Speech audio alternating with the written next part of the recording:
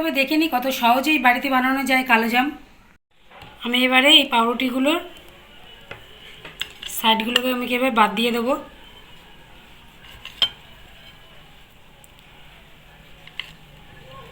এভাবে করে আমি সবকটা কেটে নেব। বাড়িতে কোনো সময় যদি ব্রেড বাড়িতে থেকে যায় তাহলে কিন্তু এইভাবে করে খেলে খুবই ভালো লাগবে।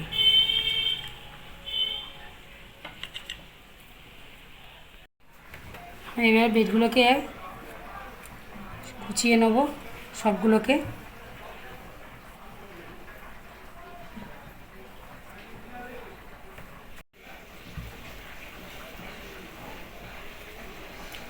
এবার আমি এটাকে দুধ দিয়ে ভালো করে নরম করে মেখে নেব।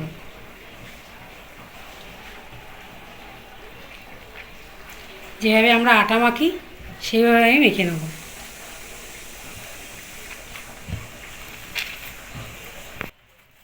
আমার মাখা হয়ে গেছে। আমি এর মধ্যে কটা এলাচের দানা আমি দিয়ে দিচ্ছি, দিয়ে আমি আবার ভালো করে এটাকে মেখে নেব।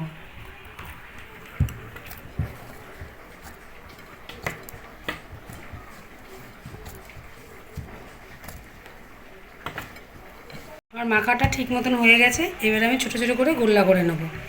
এভাবে করে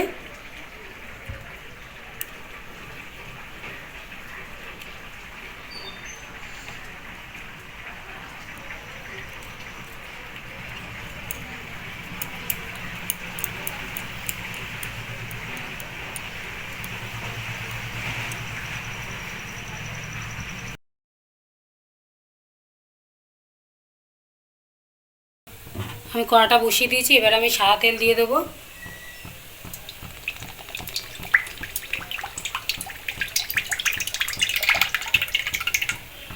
তেলটা গরম হওয়ার জন্য এবার আমি ছেড়ে দিচ্ছি। এর আগে চিনির শিরাটা করব বলে আমি আগে চিনিটা বসিয়ে দিচ্ছি।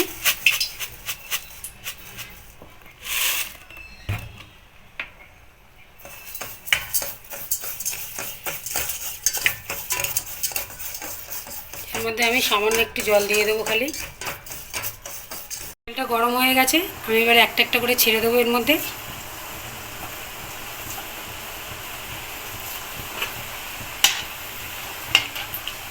গ্যাসটা এবার একটু কমিয়ে দিতে হবে, তাহলে একদম উপরটা লাল হয়ে যাবে, নিচটা হবে না, ভেতরেরটা।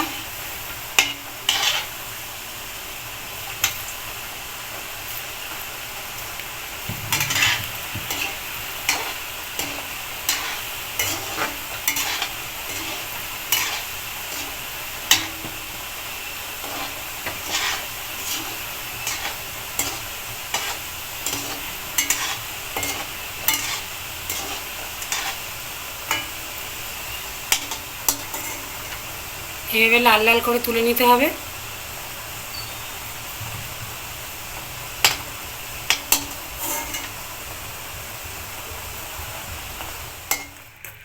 মিষ্টির শিরাটা যখন হবে এইভাবে দেখে নিতে হবে যেন একদম জল জল না হয়, একদম এই যে সামান্য একটু একটু চিটচিট চিটচিট করছে তখনই সেটাকে বন্ধ করে দিতে হবে। এবার আমি পুরো কড়া থেকেই পুরো এইভাবে ছেঁকে ছেঁকে পুরো আমি এই মিষ্টির শিরার মধ্যে দিয়ে দিচ্ছি। আর গ্যাসটা এবার আমি অফ করে দেবো।